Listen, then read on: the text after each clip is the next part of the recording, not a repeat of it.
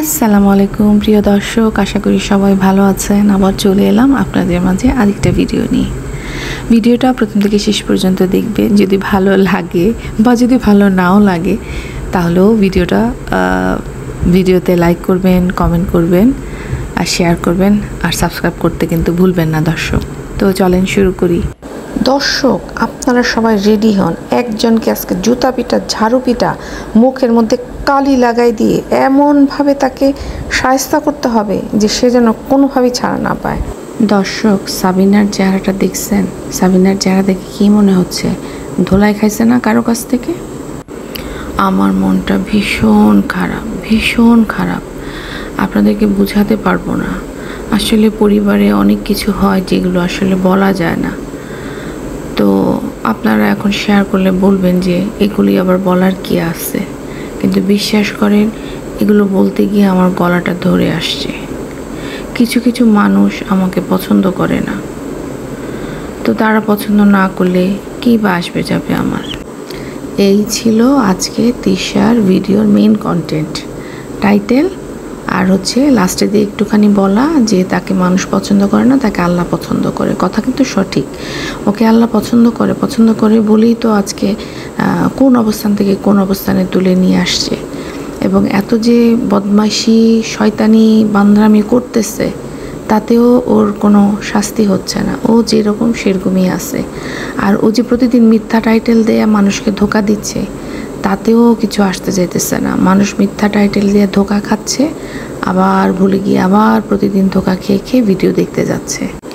তিশা আসলে আপনাদের সাথে ফাজলামি করতেছে। কেন করতেছে জানেন? কারণ তিশা জানে যে আমি প্রতিদিন এদেরকে ধোকা দিব, তারপরে ওরা আমার এই ধোকার জন্যই দেখতে আসবে আমাকে। এগুলি নিয়ে ও প্রচুর হাসাহাসিও করে যে দর্শকগুলি এত গাধা, আমি কিছুই দেখাই না ভিডিওতে, তারপরেও দেখতে আসে। আর বাপ্পিকে দেখলাম সে খুব স্বাস্থ্য সচেতন হয়ে গেছে। সে বলল যে সে ভেজিটেবল খাবে, ফিশ খাবে, এসব জিনিস খাবে। তো এখন ওর বউ তো আর এগুলো বানায় না। ওর বউ তো হচ্ছে পাশের বাড়ির ভাবিকে ডেকে নিয়ে আসে, পাপিয়াকে ডেকে নিয়ে আসে, এরা এসে রান্না করে দিয়ে যায়। আর ওই গবেটটা মানে যে কুলাঙ্গার বাপ্পি, এখন পর্যন্ত ওর মা বাড়িটা ক্লিন করে নাই, ঠিক আছে? তো ব্যাটা যদি এর মধ্যে ক্লিন না করে, দর্শক আপনারা জুতা, ঝাড়ু যা আছে সব কিছু নিয়ে প্রতিদিন তাকে পিটাবেন। কমেন্ট হয়তো আপনারা দেখতে পারবেন না, কিন্তু ওরা কিন্তু দেখতে পারে। সো যত রকমের ঝাড়ু পেটা, জুতা পিটা, যত রকমের কথা আছে একদম কমেন্টে ওকে একদম গিলে খেয়ে আসবে। সাবিনার চেহারা দেখছেন? একদম কালো, পাতিলের মতো কালো হয়ে গেছে চেহারাটা। কারণ ওই মিম ইচ্ছা মতো ধোলাই দিছে। কারণ হচ্ছে মিমের যে জিনিসটা দেখানোর উচিত হয় নাই সেটা সে দেখায় দিছে। তো সেই জন্য মিমের ধোলাই খাইছে ইচ্ছা মতো। আর দর্শকদের ধোলাই তো প্রতিদিনই খাইতেছে। আবার সে উঠাইলো যে সে বাপের বাড়িতে যায়, কারণ বাপের বাড়িতে থাকতেই তার ভালো লাগে। তো বাপের বাড়িতে থাকতে ভালো লাগলে জমি কেনার দরকার কি, আর আলাদা বাসা নিয়ে থাকার দরকার কি? স্বামী নিয়ে একবারে বাড়িতে উঠে গেলেই পারে, তাহলে তো আর এদিক সেদিক চোরাচুরি করতে হয় না। খুবই গুরুত্বপূর্ণ একটা কমেন্ট আমি পেলাম, যেটা হচ্ছে মরিয়ম ব্লগের, সাবিনার ব্লগে আর কি। তো যে আপুটা কমেন্টটা করছে উনি কিন্তু খুবই ভালো একটা কমেন্ট করছে। আমার কাছে ভালো লাগছে আর কি কমেন্টটা, যে সাবিনাকে সতর্ক করতেছে আর কি, যে ওর বড় দুই খালু, মানে বড় খালু আর ছোট খালু, মানে বাপ্পি, মানে কুলাঙ্গার বাপ্পি আর হচ্ছে ভাদাইম্মা বাবু, ওই দুইটা নাকি মরিয়মের দিকে খুব লোভাতুর দৃষ্টি নিয়ে তাকায়, মানে শকুনের মতো দৃষ্টি নিয়ে তাকায়। ও ভোগ করার একটা চোখ থাকে না, সেরকম দিয়ে নাকি তাকায়। ওই দর্শকের চোখে পড়ছে। তো সেটা সে ইয়েকে সতর্ক করছে, সাবিনাকে সতর্ক করছে। তো আমার কাছে ভালো লাগছে, উনি বেশ মানে সচেতন একজন দর্শক। কিন্তু উনি এটা বলতে ভুলে গেছে যে বাড়িতে কিন্তু একজন বড় শকুন বসে আছে, আর সেটা হচ্ছে আরিফ। এই আরিফই সাবিনাকে বিবাহিত অবস্থায় সাবিনার সাথে শারীরিক সম্পর্ক তৈরি করছে। তাহলে কতটা খচ্চর হতে পারে এই আরিফ?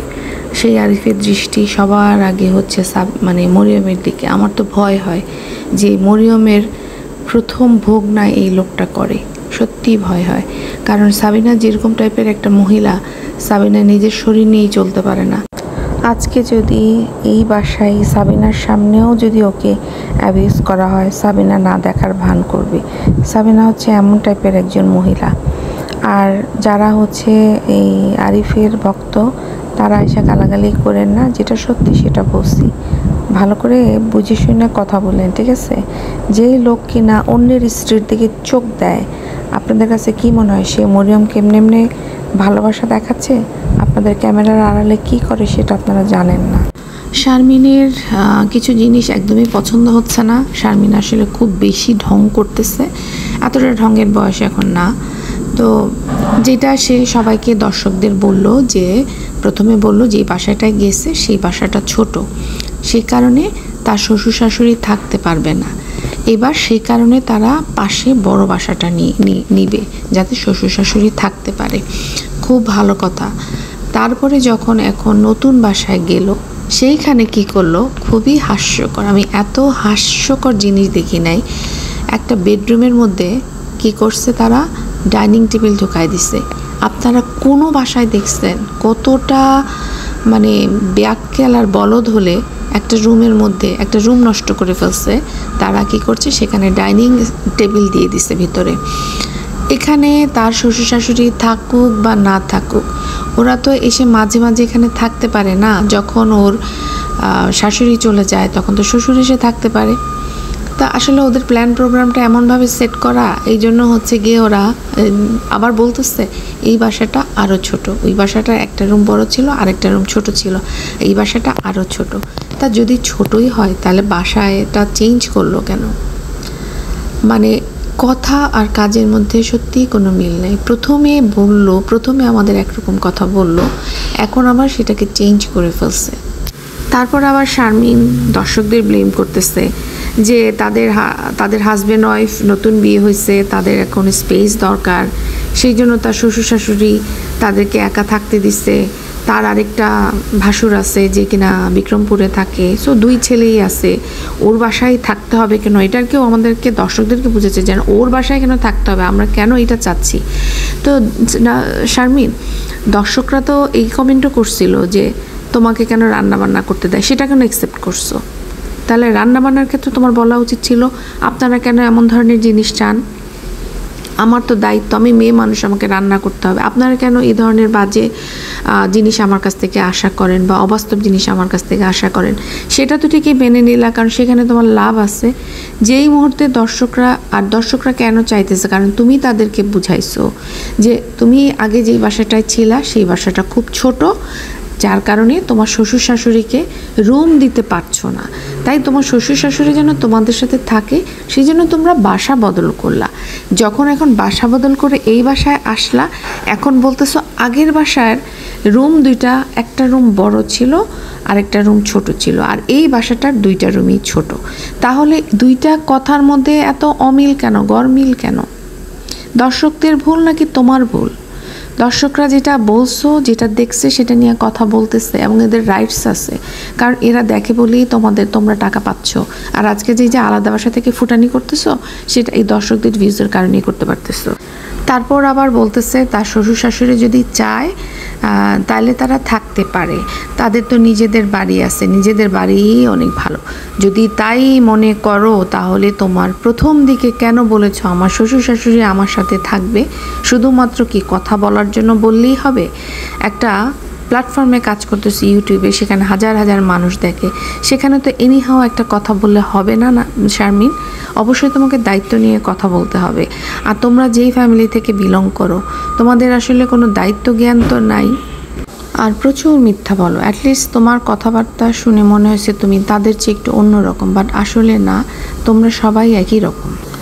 তারপর আরও মিথ্যার উপরে মিথ্যা কথা কি বললো যে ওর কাছে নাকি টাকা নাই। কয়দিন আগে, বেশি দিন কি হয়েছে, ও যে বললো ওর স্যালারি পাইছে, তো স্যালারি পাইছে, এর মধ্যে ওদের জামাই বধূজনের টাকা শেষ। কী করছে ওরা? কিছুই তো করে নাই, সব কিছুই তো বিয়ের গিফট।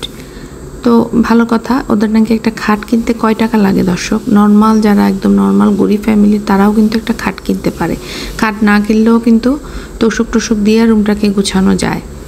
হ্যাঁ, যখন শ্বশুর শাশুড়ি আসবে ওরা দুজন ওই রুমে চলে গেলেই পারে, আর শ্বশুর শাশুড়িকে যে খাট আছে সেখানে শুইতে দিলেই পারে।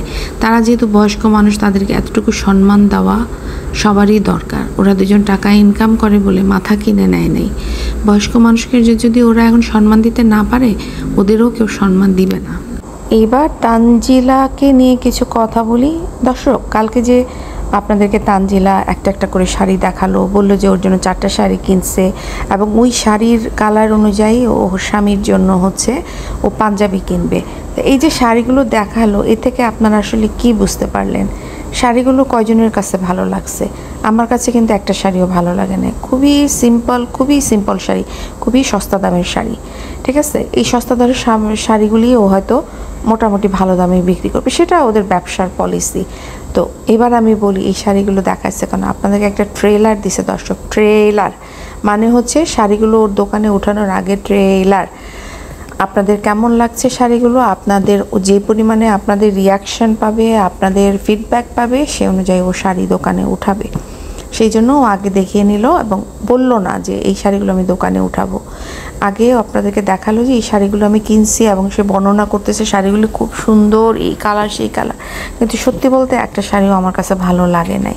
কিন্তু তারপরেও যারা ওর ভক্ত আছে, তারা পাগলের মতো ওর কাছ থেকে শাড়ি অর্ডার করবে, কিনবে, তারপরে ভালো লাগবে না, তারপরে হচ্ছে গিয়ে ওই যে বিভিন্ন রোস্টিং চ্যানেলে গিয়ে তাদেরকে ফিডব্যাক দিবে। হ্যাঁ, তো এই আর কি। যেটা কিছু মানুষ তো সত্যি বললে হচ্ছে গিয়ে তাদের গায়ে লাগে, তারা এসে আবার আমাকে সত্য শোনায় যায়। তো যাই হোক, এটাই স্বাভাবিক ব্যাপার, সত্য কারোই ভালো লাগে না। এবার যেটা আরেকটা জিনিস যেটা বলি তানজিলাকে নিয়ে, আর আজকে না বলি, পরে আবার ডিটেলস বলো। আমার কাছে কেন জানি মনে হচ্ছে যে বাবুর মায়ের সাথে বিলালের একটা ঠান্ডা যুদ্ধ চলতেছে। সেটার কারণ আমার কাছে মনে হয়, আমি কিছুটা আন্দাজ করতে পারতেছি, যেটা আমার কাছে মনে হয় বাবুর মা কিছুটা আনফেয়ারনেস করে। লাইক বড় বউটা এত কষ্ট করে, এত কাজ করে, কিন্তু বড় বউকে উনি খুব একটা যে ভালোবাসে বা কিছু না, সে অনুযায়ী উনি মিমকে, বাবুকে বেশি গুরুত্ব দেয়। এখন মিমকে গুরুত্ব দেওয়ার কারণটা আমি জানি, কারণ বাবু ভাদাইম্মা, বাবু কিছুই করে না, আর ওনার ছেলেকে চালাচ্ছেই হচ্ছে মিম। একটা বাসা নিয়ে খরচ করার সবই করতেছে হচ্ছে মিম, তো সে কারণেই হয়তো দেয়। বাট তারপরও যেই বউ কিনা প্রথম থেকে তার মায়ের সাথে থেকে মাকে যেভাবে কাজে সহযোগিতা করতেছে, যেভাবে শারমিনের বিয়েতে হেল্প করছে, এরকম করা ঠিক না।